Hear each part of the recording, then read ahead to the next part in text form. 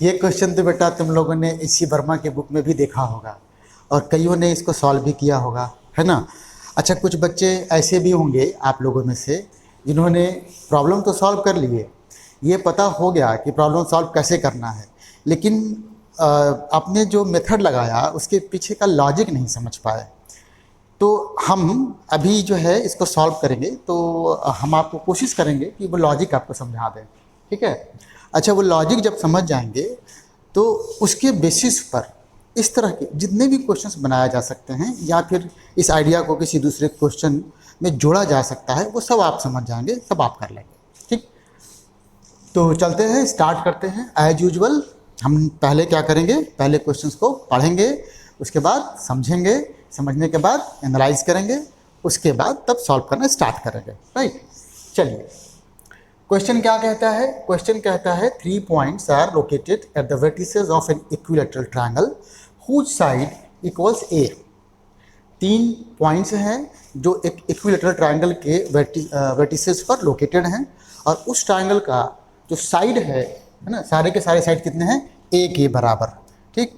वो सारे sides A के बराबर है। ये देखिए, तो क्या किया जाए, सबसे पहले हम इसका पिक्चर बनाते हैं। देखिए, ये है हमारे पास वही इक्विलैटरल ट्रायंगल जिसकी ये बात कर रहा है, और ये है पॉइंट्स। एक पॉइंट है मान लो ये, दूसरा पॉइंट है ये, तीसरा पॉइंट है ये। इसका मैंने नाम दे दिया ए, इसका नाम दे दिया बी, इसका नाम दे दिया सी। अच्छा, कंडीशन क्या दिया हुआ है कि ट्रायंगल हमारा इक्विलैटरल है, तो भाई इक्विलैटरल ट्रायंगल को हम लोग ऐसे लिखेंगे, साइड्स कितना हो गया, ये हो गया ए बी, ये हो गया बी सी, और ये हो गया सी ए, और सब के बराबर है ए। ये आपका गिवन है। तो अभी तक आपने नया कुछ नहीं किया, जो भी क्वेश्चन में दिया है उसके अनुसार आपने केवल पिक्चर बना दिया। अब क्वेश्चन देखिए यहाँ पे क्या कहता है, they all start moving simultaneously with velocity v constant in modulus with the first point heading continually for the second and the second for the third and the third for the first। मतलब ये हो गया कि एक particular moment पे, suppose कीजिए time t equals to 0 पे, है ना, टाइम t इक्वल टू 0 पे क्या होना है, ये c की तरफ v के कांस्टेंट है ना वेलोसिटी से मूव करना स्टार्ट करता है। c क्या कर रहा है, c फिर a की तरफ इसी कांस्टेंट वेलोसिटी से मूव करना स्टार्ट कर रहा है, और a है ना, a फाइनली b की तरफ इसी कांस्टेंट वेलोसिटी से मूव करना स्टार्ट कर रहा है। ये बात क्लियर हो गई। अब कहता ये है how soon will the points converge. ये सारे के सारे पॉइंट्स एक जगह पर कितने समय पर पहुंच जाएंगे। तो चलो, हमने मान लिया कि टाइम t पर पहुंच जाएंगे, अब वही टाइम t हमको निकालना है।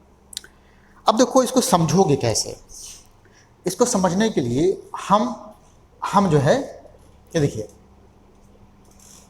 ये जो वर्ड है ना, ये जो वर्ड है कौन सा, कंटिन्यूअली, इसको थोड़ा इंटरप्रेट करते हैं हम लोग, और इसको इंटरप्रेट करने के लिए हम लोग हेल्प लेंगे रिलेटिव वेलोसिटी का।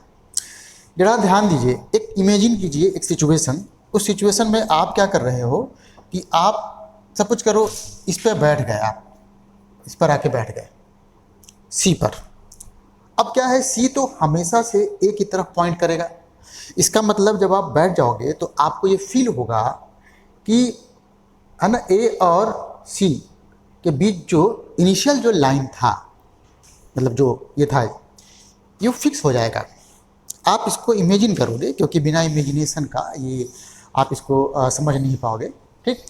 तो जब आप इस पर बैठ जाओगे तो आपको ये फील होगा कि ये जो पॉइंट है, ये जो लाइन है, वो फिक्स हो गया। और क्या फील होगा, और फिर ये होगा कि ये जो आपका क्या बोलते हैं पॉइंट है, वो पॉइंट आपकी तरफ एक पर्टिकुलर स्पीड से इस लाइन AC के अलोंग, है ना, आता हुआ महसूस होगा। देखिए कैसे, अगर मैं इस वेलोसिटी का, देखिए, अगर मैं इस वेलोसिटी का कंपोनेंट निकालूं तो ये तो बेटा 60 डिग्री का होगा, क्योंकि सारे के सारे एंगल 60 डिग्री के होते हैं इक्वेटर ट्रायंगल में। तो इस V का इधर एक कंपोनेंट हो जाएगा v cos 60 डिग्री, और मतलब ये हो गया v/2। ठीक। अच्छा, आपकी वेलोसिटी किधर की तरफ है? आपकी वेलोसिटी इधर की तरफ है। कितना है वेलोसिटी? ये वेलोसिटी है v। इट मीन्स कि आपके रिस्पेक्ट में इस पॉइंट P का जो रिलेटिव वेलोसिटी हो गया वो हो गया, आप ऐसे लिख दो, velocity of A with respect to C, ये हो जाएगा v/2 प्लस v, मतलब 3v/2। ये तो वेलोसिटी हो गया।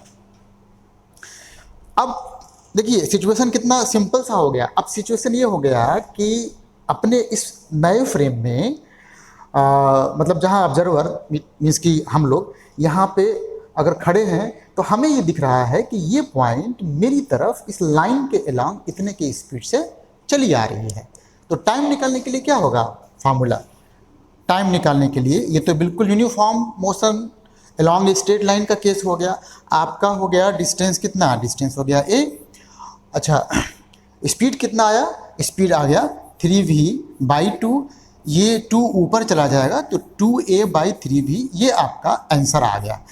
अब कोई ये कहेगा कि सर आपने इन दोनों का तो कंसीडर कर लिया कि ये दोनों एक दूसरे से इतने टाइम में मीट कर जाएंगे, लेकिन बाकी सब के बारे में तो आपने कुछ कहा ही नहीं। तो बेटा यहाँ जरा ध्यान दो, देखो यहाँ ध्यान दो, है ना, ये सब के सब एक साथ मूव करना स्टार्ट किए हैं और सारे पेयर्स के लिए एक ही सिचुएशन है ना। इसके लिए भी मतलब हम कहेंगे कि जो प्रोसेस है वो एक सिमेट्रिक टाइप का है। इट मीन्स कि जितने टाइम में ए और सी एक दूसरे से मीट करेंगे, एग्जैक्टली उतना ही टाइम में बी सी भी मीट करेंगे, उतना ही टाइम में ए बी भी मीट करेंगे। या दूसरे शब्दों में कहिए, जो क्वेश्चन हमसे पूछा गया है कि कितने टाइम में सारे के सारे कन्वर्ज होंगे, वही हमारा ये टाइम आ जाएगा। ठीक है, तो आई होप कि ये चीज़ आपको समझ में आ गया, और अभी तक जो आपने इसको रट के किया है, या हो सकता है इससे बेटर आप समझे हों, मैं ऐसा नहीं कह सकता कि आपने जो है गलत ही किया होगा, बट इसको और प्रैक्टिकली समझने के लिए हमने ये लॉजिक यहाँ पे लगाया है। और बेटा ये नोट करो कि ये जो हमने यहाँ पे फ्रेम बना करके और जो एनालाइज किया है, इसका बहुत यूज है। जब हम टेस्ट लेंगे तो हम इस टाइप के क्वेश्चंस एडवांस वाले सेक्शन में देंगे, उसके लिए आप तैयार रहना। ठीक है। अच्छा, अभी हम लोग वाइंड अप करें, इससे पहले मैं आपको बता दूं कि जो कल का हमारा क्वेश्चन होगा, क्वेश्चन नंबर 13, वो बहुत ही मज़ेदार सा क्वेश्चन है। उसको हम 2 मेथड से करेंगे और दोनों मेथड आपको दिखाएंगे सॉल्व करके। अब हम आपके ऊपर कोई दूसरा मेथड है ना छोड़ेंगे नहीं, क्योंकि बहुत कम बच्चे रिस्पॉन्ड करते हैं उसके लिए। ठीक है, तो फिर मिलते हैं क्वेश्चन नंबर 13 के लिए अगले लेक्चर में। Right, bye.